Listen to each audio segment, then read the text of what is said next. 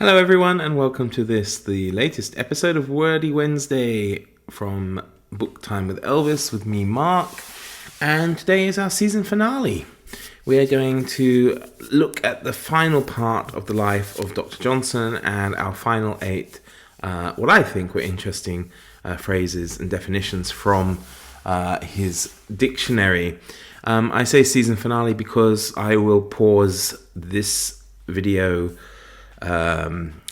making for Wordy Wednesday until the summer when I will have more time, and then we will start looking at something else because of course we will have finished with Johnson, so maybe we'll look at Shakespeare or some other wordsmiths as well as some other fun and interesting things from language. It can be any language, it doesn't necessarily have to be English.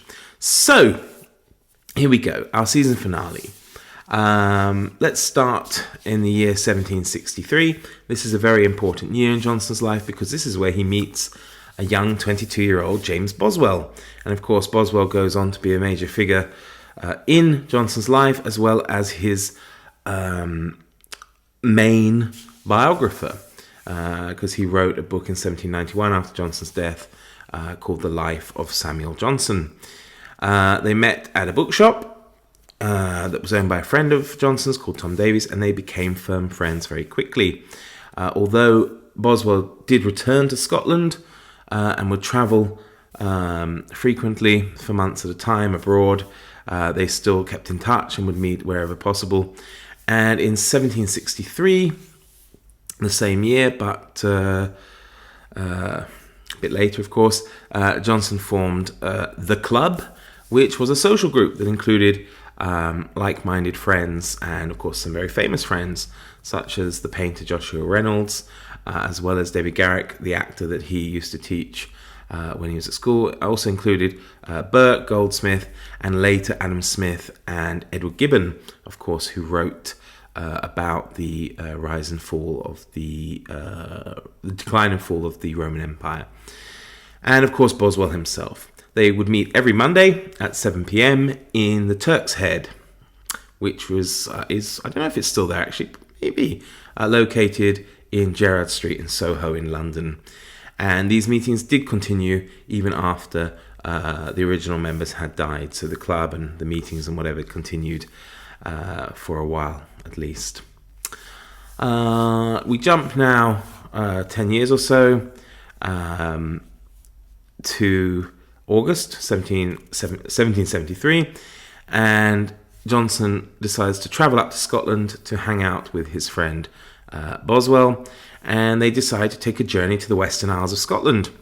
Johnson publishes the account of this journey in 1775, and he said that it was kind of an investigation, and the work was supposed to discuss the social problems and struggles that affected the people of Scotland, but it also set out to praise many of the unique things that Scottish society did, such as founding a school for deaf and mute children in Edinburgh, which is very admirable, of course.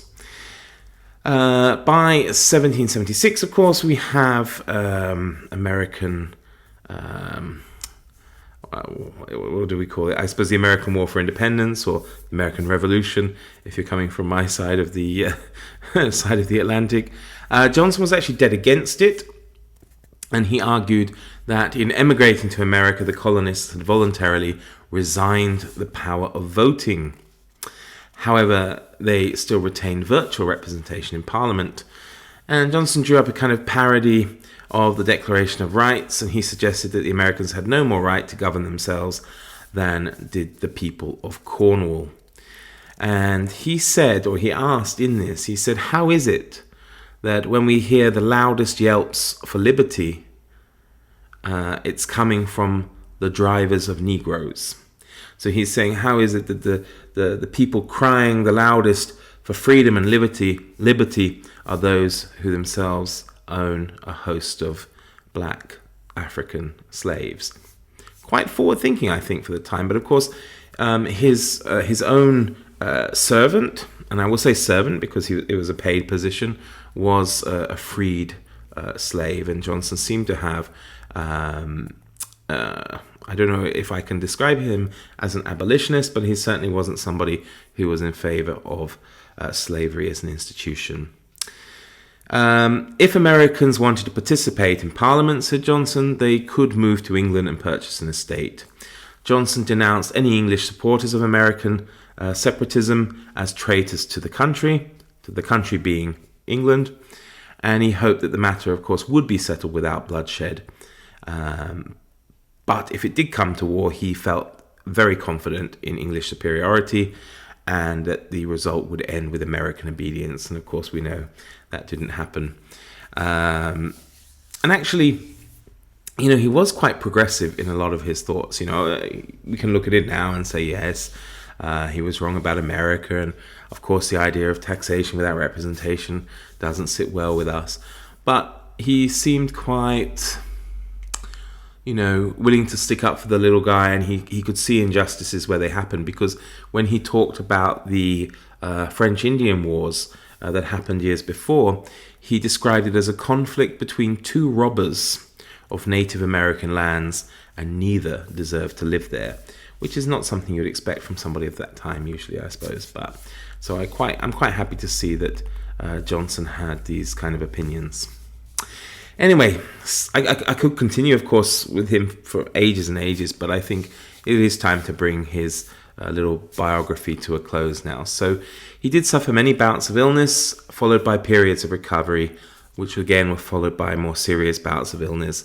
And unfortunately, this did lead to Johnson finally dying on the 13th of September, 1784.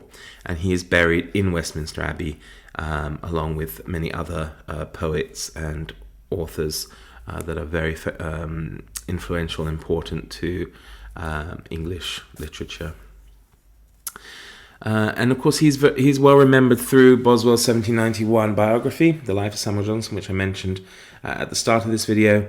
And naturally, the biggest testament or monument or memorial, if you like, to his life survives today through his dictionary, which of course is a remarkable achievement. So I hope you've enjoyed looking at Johnson's life, albeit very much an overview, of course. I mean, we could talk about him in videos for hours and hours and hours, but I think I hope you've learned a little out of this small series. So going on to our last 6 definitions, I hope you'll forgive my childishness with at least 1 or 2 of them. The first one I really like. It's a CAMELOPARD or CAMELOPARD. And he describes it as a noun, and it's an Abyssinian animal, taller than an elephant but not so thick. He is so named because he has a neck and a head like a camel. He is spotted like a pard, but his spots are white upon a red ground, and the Italians call him giaraffa. So I think we can guess what that really would be called today. The next word is dull, and of course there's many definitions for the word dull, but I've chosen my favorite one from his list, and he describes dull as being not exhilarating or not delightful. And the example he gives as to make dictionaries is dull work. I like that very much. And my childish indulgence, if you'll forgive me, is the word fart.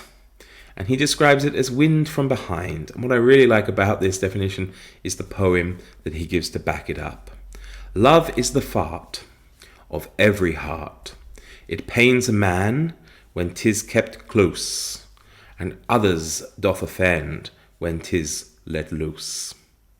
So you can see there he rhymes close and loose. So obviously at the time it probably did rhyme. So I kind of fudged it a bit there to make it sound a bit more similar than it would today. The next one is to imprecate, which means to call for evil upon himself or others. I'm not sure who would really call for evil upon himself or herself, but there you go. If you do so, it is to imprecate.